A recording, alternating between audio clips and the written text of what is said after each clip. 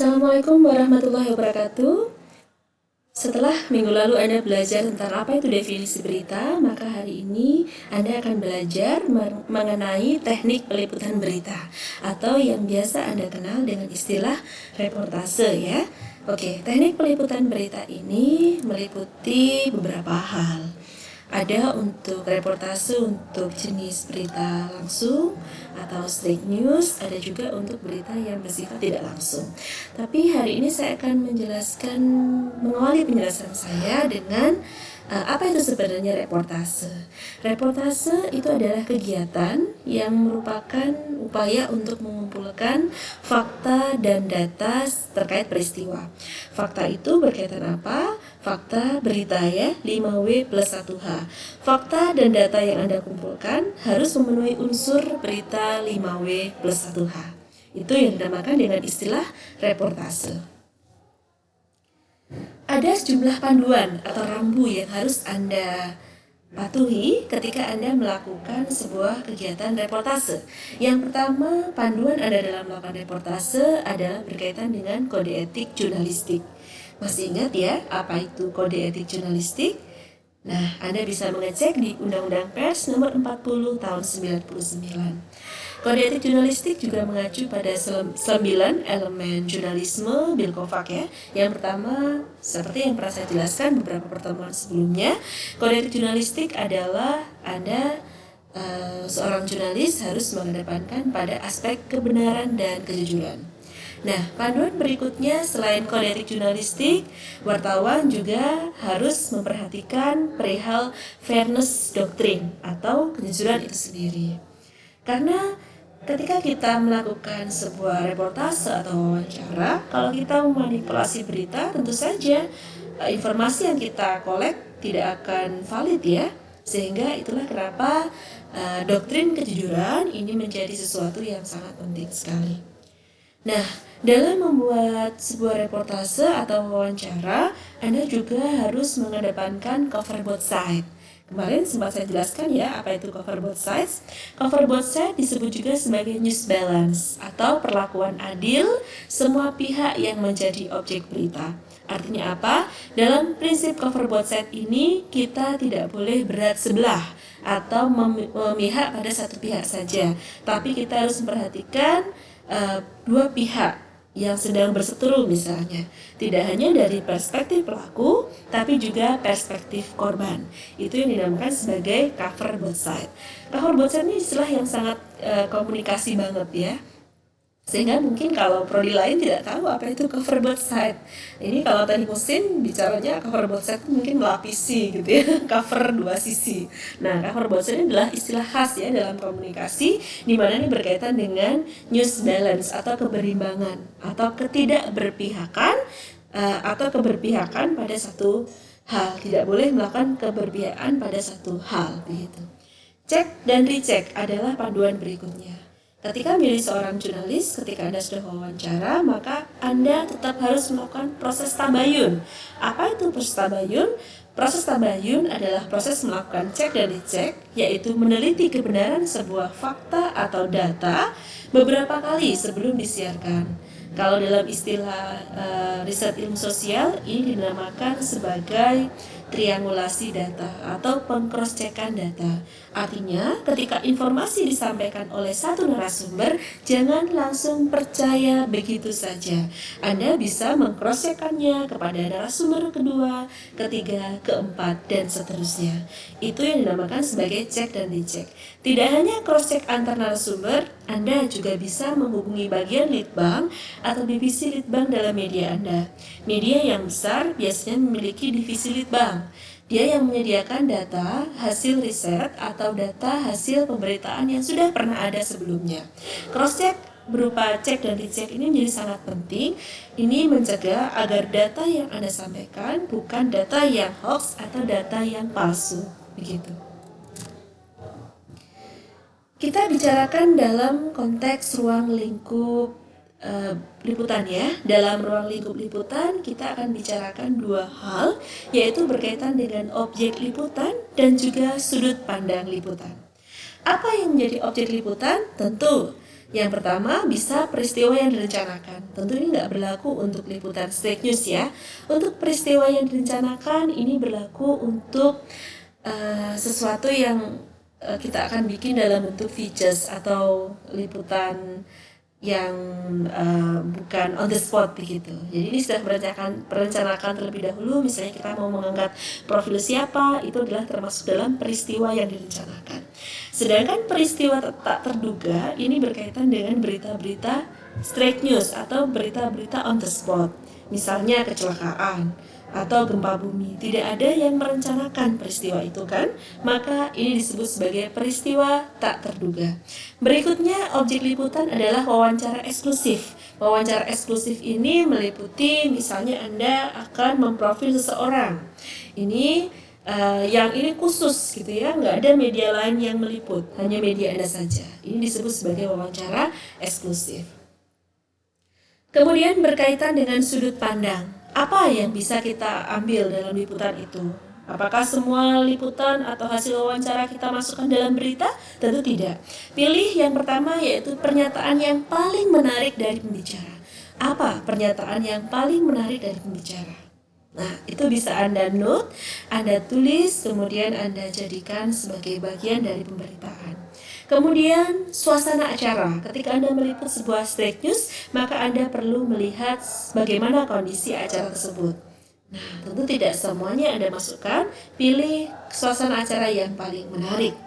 Kemudian tema yang diangkat dalam sebuah acara. Ketika kita wawancara seminar misalnya, biasanya ada tema kan? Nah, biasanya kalau misalnya temanya itu bahasanya sulit, nah, sederhanakan dalam bahasa yang lebih mudah dipahami, agar pembaca kita bisa mencerna apa yang Anda tulis tanpa harus berpikir berulang kali. Tema yang diangkat dalam sebuah acara bisa menjadi sudut pandang yang menarik untuk membuat sebuah berita. Sebagai contoh, coronavirus adalah tema yang diangkat dalam sebuah acara. Coronavirus yang seperti apa? Yang bagaimana? Yang ada apa di sana? Nah, itu yang bisa Anda angkat sebagai sudut pandang dalam liputan itu. Dalam Islam, cek dan dicek bahan berita menjadi penting agar kita terhindar dari berita yang fitnah. Nah, seperti yang disampaikan di Quran Surah Al-Hujurat ya, saya sedikit sedikit ya ini ya. Hai orang-orang beriman, jika datang kepadamu orang fasik membawa suatu berita, maka periksalah dengan teliti atau tabayun, agar kamu tidak menimpakan suatu musibah kepada suatu kaum tanpa mengetahui keadaannya, yang menyebabkan kamu menyesal atas perbuatanmu. Dari pernyataan surat Al-Hujurat ini, inilah arti pentingnya kenapa kita harus melakukan cek dan dicek bahan berita agar terhindar dari berita fitnah begitu. Dalam melakukan peliputan ada berbagai macam jenis peliputan berita. Yang pertama adalah wawancara, yang kedua adalah peliputan dengan teknik beat system, yang ketiga adalah peliputan dengan teknik follow up system. Apa itu? Kalau untuk wawancara ya kita wawancara biasa, kita ketemu narasumber, kita bertanya kepada narasumber menjawab, yaitu wawancara biasa. Kemudian bisa juga beat system itu ngepost. Jadi ngepost itu begini. Biasanya wartawan itu ada post-postnya.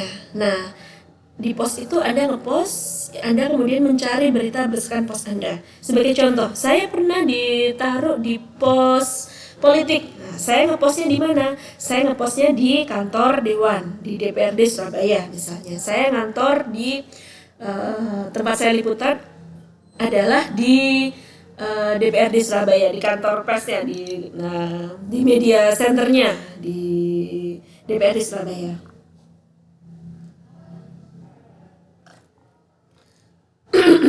Ketika saya berada di media centernya di DPRD Surabaya, di situ saya mengupdate info, isu-isu berkaitan dengan politik dan DPRD. Udah gitu aja, jadi beat system. Jadi saya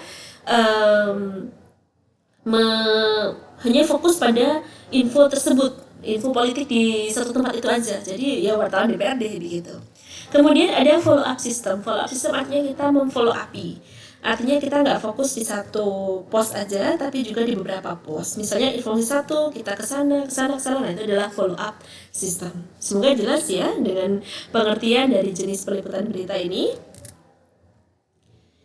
Ada 3 macam jenis reportase. Yang pertama ada reportase dasar, yang kedua adalah reportase madya, dan yang ketiga adalah reportase mendalam. Reportase dasar ini adalah berkaitan dengan straight news. Ya, standar aja, hanya mengumpulkan 5W1 hal, liputannya on the spot, that's it, itu dasar. Madya ini agak lebih sulit.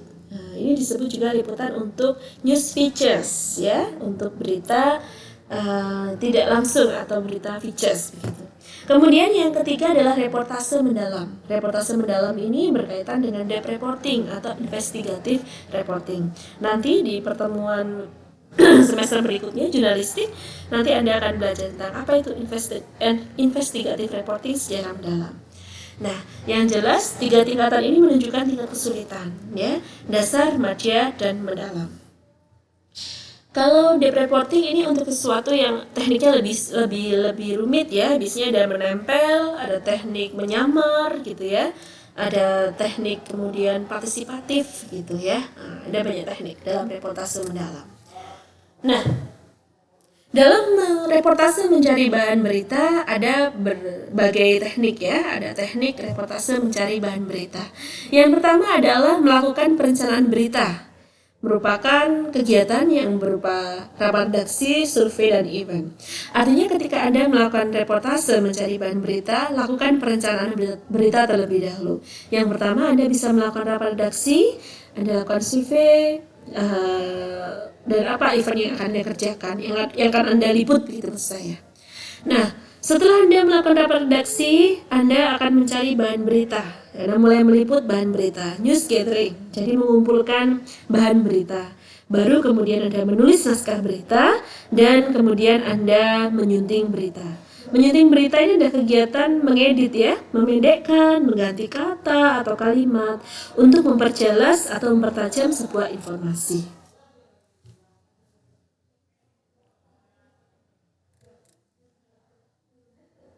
Berikutnya adalah wawancara. Wawancara ini bermaksud untuk apa? Untuk menggali informasi, komentar, opini fakta, atau data tentang suatu masalah atau peristiwa.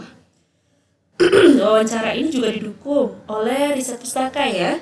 Jadi tidak hanya sekedar ada wawancara, tapi Anda juga bisa meng-cross-check data melalui riset pustaka. Media yang besar biasanya memiliki divisi litbang. Divisi litbangnya itu memiliki data-data, mereka menyediakan data untuk wartawan. Misalnya Anda butuh hasil riset apa begitu, misalnya Anda membuat tulisan tentang coronavirus. Nah, ada riset pustaka kan yang dibutuhkan untuk mendukung data berkaitan dengan coronavirus. Misalnya korban-korban di negara lain, tren kenaikan atau tren penurunannya, atau tren kesembuhan, tren yang meninggal. Nah, ini kan Anda butuh data kan? Anda nggak perlu datang ke Amerika atau ke Cina, Tiongkok. Tidak, Anda cukup datang ke divisi litbang di media Anda untuk menanyakan data-data tersebut. Karena mereka menyediakan data untuk bahan liputan Anda. Bisa juga Anda melakukan clipping atau search engine, menggunakan search engine di internet seperti Google. Ini bisa menambah data Anda. Tapi hati-hati, ya, ketika Anda menggunakan search engine di internet, maka Anda harus pastikan bahwa data yang Anda dapatkan adalah data yang valid. Untuk melakukan wawancara, maka ada beberapa hal yang harus Anda siapkan, ya. Yang pertama adalah Anda perlu untuk menetapkan topik. Apa topik wawancara dan apa tujuan wawancara ini? Anda juga perlu tentukan siapa narasumber atau responden yang akan kita wawancarai. Ini penting. Sebagai reporter pemula, wajib hukumnya menurut saya untuk membuat daftar pertanyaan atau question list. Apa isi dari question list ini? Isi dari question list ini adalah fakta berita yang ingin Anda cari, atau 5W plus 1H yang ingin Anda cari. Nah, kemudian Anda perlu untuk meminta izin wawancara dan membuat janji dengan calon narasumber yang Anda buat. Anda bisa WA dulu, jangan langsung telepon. Ada sebagian orang yang nggak suka ketika langsung telepon. Biasanya kalau belum pernah kenal maka WA dulu. perkenalkan Anda siapa, dari media apa, kemudian Anda meminta izin untuk wawancara mereka. Bikin janji, kapan bisa ditemui, jam berapa, di mana, ini sangat penting sekali. Jangan lupa kenalkan diri Anda. Mengenalkan diri adalah bagian dari etika jurnalistik. Kemudian sebelum Anda bertemu dengan orang tersebut untuk wawancara, Anda perlu meneliti atau mencari informasi awal. Anda bisa tanyakan nih tentang watak beliau, tapi bukan ke orang itu ya, atau bisa tanyakan ke orang-orang lain atau senior Anda di perusahaan atau di tempat Anda bekerja. Keahlian, profesi, kelahirannya dia, hobinya, keluarganya, Anda bisa search sebelumnya, Anda bisa googling sebelumnya tentang informasi-informasi itu. Karena ini penting sekali, ya. Karena orang itu paling suka kalau membicarakan dirinya sendiri. Ketika Anda memiliki informasi pribadi berkaitan dengan sumber itu, tentu informasi yang positif ya, mereka akan mengapresiasi Anda yang sudah mengetahui lebih banyak tentang dia, begitu. Meskipun Anda baru kenal, begitu. Kemudian Anda perlu untuk mempersiapkan peralatan wawancara. Question list, alat tulis, recorder, kamera. Saya rasa ini bisa dipakai melalui satu alat ya, yaitu handphone. Kalau zaman dulu masih harus pakai tape recorder lah, harus pakai kamera tersendiri lah. Sekarang di satu HP bisa untuk banyak hal begitu. Kenapa persiapan wawancara ini menjadi sangat penting? Karena saya juga punya pengalaman berkaitan dengan wawancara ini. Jadi penting kita itu mengetahui informasi awalan. Saya pernah ketika saya wawancara seorang, dia seorang kepala sekolah ya, di sebuah sekolah yang berprestasi. Ketika saya datang, orangnya serem sekali nih ya. Orangnya tinggi, berkumis melitak ya, seperti seseorang yang serem gitu ya. Seperti Anda lihat di fairy tale, orang kalau galak seperti apa, tinggi, besar, kumisnya melintang. Ketika saya bertemu pertama kali, jangankan disuruh masuk ya, orangnya ngeliat saya aja enggak. Kemudian saya masuk, permisi, selamat pagi pak, gitu, selamat pagi, gitu. Mukanya nggak ramah banget nih. Kemudian saya sebelum saya duduk, silakan. Tapi wajahnya masih gak ramah sama saya. Saya menduga nih, wah ini pasti ada sesuatu yang terjadi sebelumnya atau sebelum saya, begitu. Ini untungnya kita sekolah komunikasi ya. Dengan belajar komunikasi kita juga belajar komunikasi antar persona. Nah, apa yang saya lakukan ketika saya menghadapi orang yang bertipe sulit seperti itu gitu ya, ketika bertemu dengan orang yang serem gitu atau tidak ramah sama kita gitu. Saya tidak langsung mengeluarkan recorder dan alat tulis saya, tapi justru saya berusaha untuk menggali informasi tentang dia. Oh iya pak, jadi jangan langsung pak saya mau wawancara, jangan, orangnya lagi nggak mutu, nggak kenal sama Anda juga. Jadi saya tanyakan, berapa lama pak? Nah, jadi kepala sekolah di sini. Bagus ya, jadi saya puji-puji dulu. Saya berusaha untuk mengakrabkan diri dulu, baru setelah saya mengakrabkan diri, kemudian baru saya wawancara. Nah ternyata dari situ ada sebab kenapa dia nggak ramah sama saya di awal. Itu teman-temanmu itu kesini wawancara, tapi kemudian minta uang, dipikir pas sekolah ini adalah bank begitu. Oh ternyata banyak wartawan-wartawan bodrek yang udah datang ke dia. Wajar lah kalau dia kemudian tidak berkenan sama saya. Dikira saya sejenis dengan wartawan-wartawan itu. Kemudian saya bilang ke beliau, Pak, tenang saja, saya tidak seperti yang maksud ya, itu adalah teman-teman wartawan bodrek ya itu. Nah saya digaji oleh media saya, jadi saya nggak akan minta uang, tenang saja. Nah ternyata setelah dia tahu saya mengatakan itu, kemudian ketika saya bertanya satu hal sedikit aja, dia udah langsung cerita banyak. Ternyata dia sepertinya serem ya, ternyata hatinya Hello Kitty gitu ya. Muka serigala, hati Hello Kitty. Dan malah pulang saya diantar sampai ke pintu depan gerbang sekolah. Menarik sekali. Ini adalah pengalaman yang pernah saya alami. Penting sekali kita belajar ilmu komunikasi, karena dengan belajar ilmu komunikasi kita jadi peka terhadap seseorang. Nah, dalam melakukan wawancara jurnalistik, yang pertama seperti contoh saya tadi, Anda bisa mulai dengan percakapan ringan agar timbul suasana akrab. Apalagi kalau misalnya Anda belum kenal sama dia ya. Kalau belum kenal jangan langsung pas sama wawancara, dia nggak mood nanti. Karena yang kita hadapi manusia bukan mesin gitu. Dan buat pertanyaan yang memancing banyak jawaban, bukan yes no question. Apa itu pertanyaan yang memancing banyak jawaban? Gunakan bagaimana atau mengapa, jangan apakah. Nah ini perhatikan ya.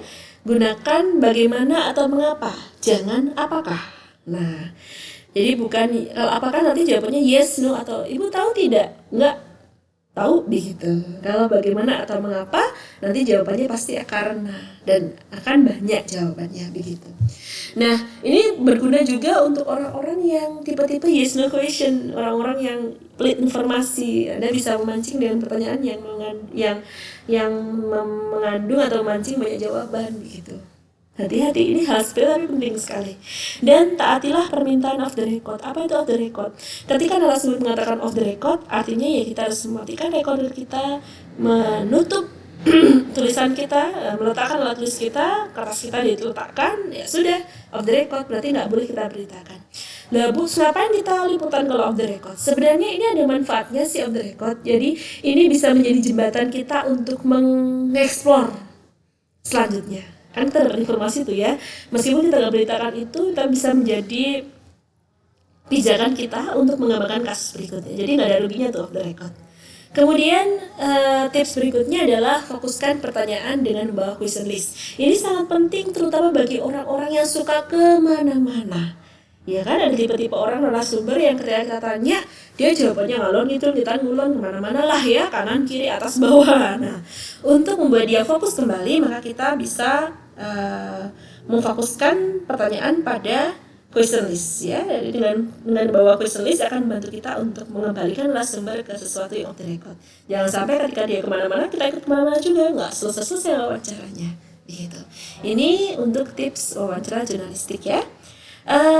Ada berbagai macam jenis wawancara. Ada wawancara jurnalistik, ada wawancara non-jurnalistik. Kalau wawancara non-jurnalistik pasti sudah tahu ya, artinya wawancara yang memang bukan untuk disiarkan. Misalnya wawancara dokter ke pasien, polisi pada penjahat, itu adalah wawancara non-jurnalistik. Sedangkan untuk wawancara jurnalistik ini adalah wawancara yang memang disiarkan untuk umum. Contoh, wawancara pada golongan ahli atau pakar dan penguasa, politisi, budayawan, tokoh masyarakat. Kemudian wawancara pada orang di jalan atau man in the street begitu. Ini sangat mudah ya, gampang ini. Nah, sifat wawancara ada berbagai macam jenis. Yang pertama ada wawancara yang sangat resmi. Ini biasanya kalau wartawan mau wawancara presiden atau pimpinan sebuah daerah atau tempat begitu. Ada juga yang tidak terlalu resmi atau moderately formal. Ada juga wawancara yang tidak formal. Yang tidak terlalu resmi ya, misalnya kita dalam seminar, itu tidak terlalu resmi. Tapi kalau yang tidak formal, misalnya di jalan, man in the street, itu adalah wawancara tidak formal. Nah, Robin D. mengatakan bahwa pewawancara tidaklah bekerja sebagai tukang debat, penuntut umum, penyelidik, psikiater, atau bahkan the third degree expert. Tapi pewawancara itu adalah beritawan yang mencari informasi atas nama khalayak penonton. Apa artinya? Ketika kita menjadi seorang pewawancara, kita bukanlah orang yang harus memburu-buru begitu ya. Ketika kita bertanya, sampaikan satu pertanyaan dan kemudian biarkan narasumber kita menyelesaikan. Jangan sampai kita memotong pernyataan dia. Karena bahayanya apa? Kalau kita memotong pernyataan dia, takutnya nanti akan membuat arti lain atau maknanya jadi terganggu atau ada distorsi meaning. Nah, ini yang bahaya. Jadi pewawancara itu bukan penuntut umum, bukan juga psikiater yang bisa membaca pikiran. Kalau kita tidak tahu, tanyakan saja, jangan menjadi dukun. Atau jangan menjadi ahli, Anda malah menceramahi balik narasumbernya. Ini sangat tidak boleh. Karena memang pewawancara tidak bekerja sebagai tukang debat. Jangan juga mendebat dia, ngapain? Mau kita tanya kok. Tanyanya sedikit aja, dia yang beri kesempatan narasumber untuk menjawab pertanyaan kita sebanyak-banyaknya. Begitu ya, karena memang tugas kita adalah mencari informasi atas nama khalayak penonton. Baik, saya kira materi berkaitan dengan teknik peliputan berita cukup sekian. Terima kasih banyak atas perhatian Anda. Ya, untuk tugasnya nanti saya sampaikan melalui WA Group ya. Nanti evaluasinya detailing ya, kita coba untuk detailing mekanismenya seperti apa, nanti Anda bisa cek di WA Anda. Terima kasih, tetap sehat ya. Assalamualaikum warahmatullahi wabarakatuh.